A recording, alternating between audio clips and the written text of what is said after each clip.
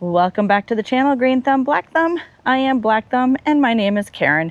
So today is a special day. Guess what time it is? Corn pollinating time. Woo-hoo. Okay, so guys, let me get my buddy in here. All right, so I'm gonna show you how to pollinate corn. The weather is kind of crummy, but usually you need to do this in the heat of the day, in the heat of a dry day, because that's when the corn pollen will be its driest and its powderiest, and it will do its best job pollinating. So what do we need to pollinate our corn? There's a few supplies we gotta have. Stapler, or you can use paper clips if you want. Tassel bag. You can actually order honest to God tassel bags. Tassel being the male flower part on the top of the corn plant that actually sheds the pollen. And these bags come in a variety of sizes. This one is a medium because I wasn't paying attention and I didn't get large, but I prefer large because some tassels can get pretty darn big. But I've got medium, so medium is what I'm going to use. I think I have like one large bag left. But and then for those of you that are really into making crosses, we'll talk about crosses in another video because with corn it's a little weird. You got to be careful how you do it. But they make these shoot bags, what we call shoot bags, that you place these over the female flowers where the silks come out that receive the pollen when it sheds. And then you will put this on top of your silks as they're coming out. Then you'll carefully remove it. You put whatever pollen you want onto the silks, and then you put this back over the little ear as it matures until it can be safely removed, because it can no longer be pollinated and get other genetics in it that you don't want. In any case, I'll do the best I can given the weather. It's kind of crummy, but it is what it is. So let's do it.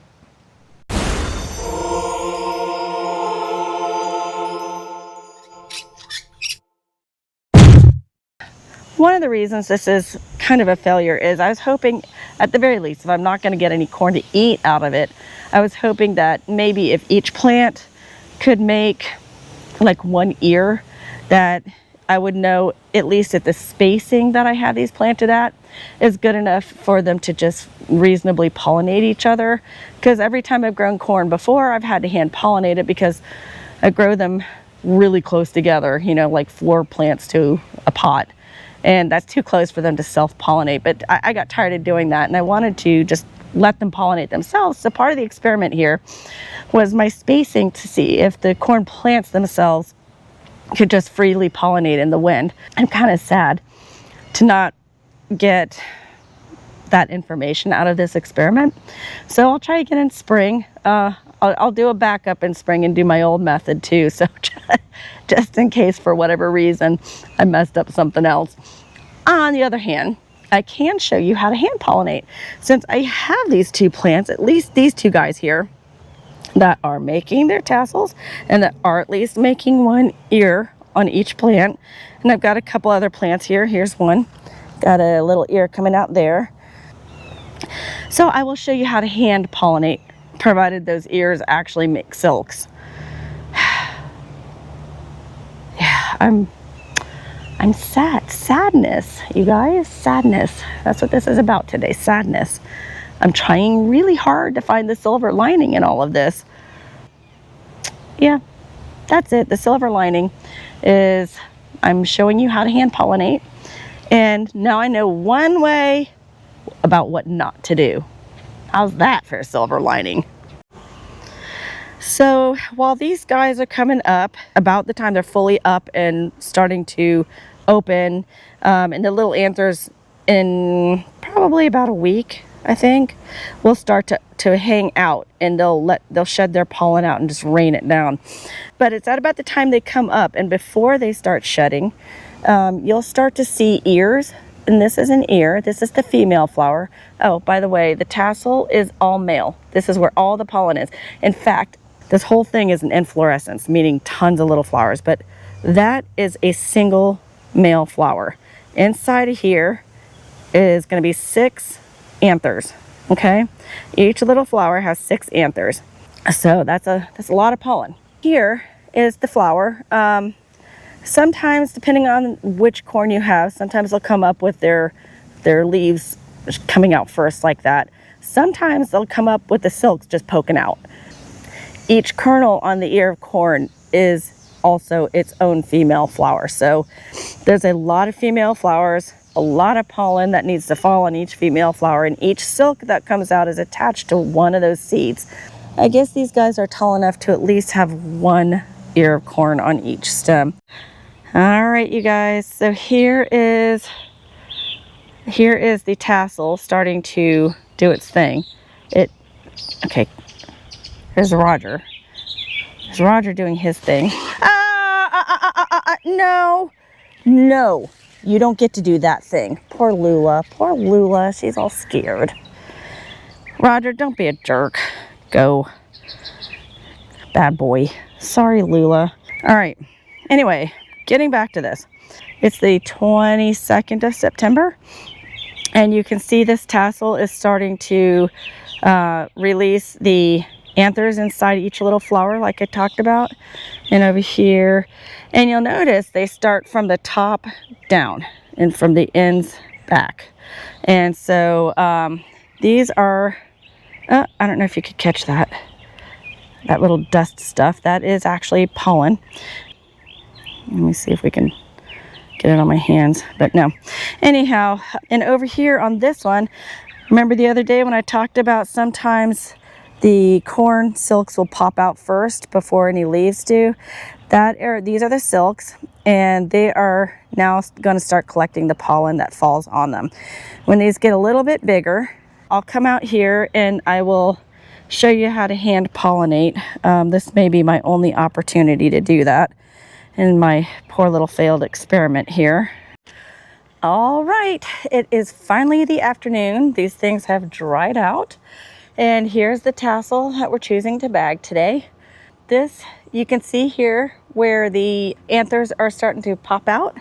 And these guys haven't yet popped out because it's just not that old. It only started tasseling, dehiscing today. Dehiscing, meaning opening up and shedding some pollen, each anther. So let me put down the staple. So we've got our tassel bag, large size. So that's a decent sized tassel. It's not the biggest they get, but it's adequate. So what you're gonna do, what I do anyway, is I just kind of pull all this stuff together. I also pull this leaf because that's just gonna get in the way. If you can rip it off, I guess, but I just choose to leave it on. And then you put the tassel into the bag, and I kind of grab the edges here, fold them, wrap it around the base of the tassel, and then at the bottom here, I just sort of fold it up so that I try not to let anything fall out of the bottom. I don't know if you can see that, but you can see that I folded it up kind of origami style. And then your stapler, and you just staple that, just like that. And you can leave it. I'm gonna pull this open a little bit, give a little bit of airspace in there. So, okay, bagged tassel. If you ever pass cornfields somewhere where they're doing a lot of crossing and you see these things on the top, that's what they're doing. They're capturing pollen. So tomorrow we're gonna come and we'll spank the bag. I'll show you how to do that, and release the pollen. And then we'll go take it over to the silks and we'll put it on the silks. All right, so that is it for today.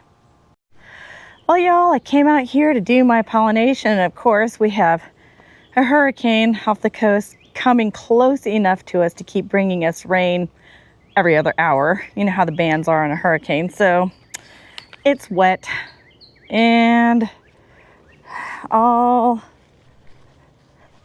the silks we cut yesterday, those are looking pretty good. See how they're coming out? Sorry, I lost my video for this part, but at least I have these still photos to show you. What I did was the silks were coming out of an ear, and sometimes when they come out and they're a little long, what you can do is take a razor blade and just whack off the top of the ear.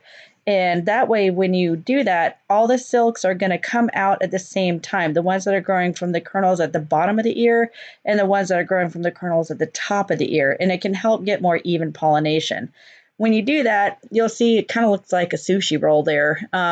But you do that the day before. The next day you come back, and then you can pollinate those silks and hopefully get a little bit more even pollination. I just wanted to point out, these are the first silks that come out. The first silks you see come out from the bottom of the ear of corn. So the bottom will get pollinated first. And that's why sometimes you just need to come and do it, you know, a couple of days in a row, let all the silks come out. The other one we cut here yesterday that looked like a sushi roll, that one's looking pretty good too. This one is almost too old to try to pollinate at this point because these silks came out last week, and just during work I couldn't do it. He'd be here during the middle of the day, and it was just all not good. Hopefully the weather will give us enough of a reprieve to dry out. Yeah. It's just, the fates have it for me. Corn is not in the cards for this season. Okay guys, it's almost 2 o'clock in the afternoon, and you can see from the sky it's pretty cloudy. I think this is probably about as dry as we're gonna get. So I think we better try and see if we can get any pollen out of this thing. It's been really, really humid, so I'm just gonna cross my fingers. Plus it rained a little bit this morning, but we'll see what we can do. All right, so as you know, yesterday we stapled our bag up around here. Today, the way we do this is you just come over, and remember, it's supposed to be in the heat of the day when it's really dry. You bend your corn plant over. Don't break the tassel off. It's kind of brittle, so be careful. And then you just spank the bag on your hand. Okay? All right, now you leave it over like this. And then you just carefully undo the staple. Okay.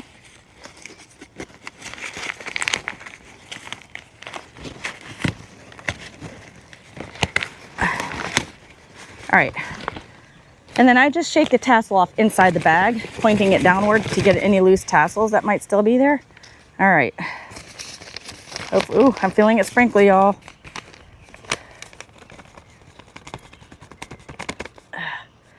All right, this is a really poor yield, but at least I'm showing you the process, okay? I don't know how well you can see inside the bag there, but you can see the green anthers in there. And if I take my fingers underneath the bag and just kind of do this in the back, the anthers, they're heavier, so they'll come forward first. And I'm just gonna pull them out. See that yellow powder back there? That's our pollen, okay? So it's kind of sticky, so a lot of the anthers are gonna stay with it. So let's do this quick because it's starting to rain. Okay, so guys, here's what you do. Sometimes I like to take the pollen out and put it in a smaller bag first, but given that it's starting to rain, but I'm doing my hand on the back of the bag like that, okay? So it's dancing, the pollen is coming down, and you just, over your silks like this. See all that pollen going on there? Let's do another one. Here is that old one. I don't know if it's receptive to pollen anymore, but let's go ahead and give it a try. Okay, I think we're about out of pollen. You come down the crease of the bag and just let it rain down on there. That's about it for right now. It's starting to rain. Really wish the weather weren't any crappy like this, but if I get another chance, I'll try to do another one. So, but you have the idea now. So I'll talk to you in a little bit. Okay, the big reveal. Let's see what it's like. Hey, look at that. Not too bad, not too bad. Okay, guys, this is the time to eat it. Yeah, I know you think, oh my gosh, no, you have to boil it, you have to steam it, you have to grill it. All those are good. But if you've never eaten a fresh grown, and I mean fresh pick and eat it right away kind of corn, this is the best. Oh, it is so sweet. You guys, it is so sweet. You gotta do this. You ever grow corn? Oh, just the right number of days. I think any longer and it would have been too starchy.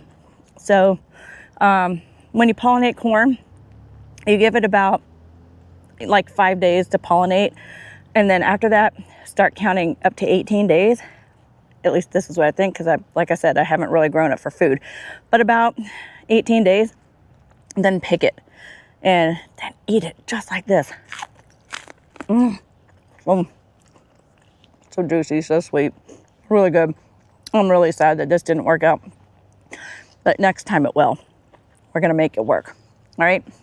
And in spring, I'll also grow Japanese Hollis popcorn. Oh my God, that is the best popcorn in the world. You guys, it tastes like it's naturally buttered. It's amazing. All right, I'll talk to you later.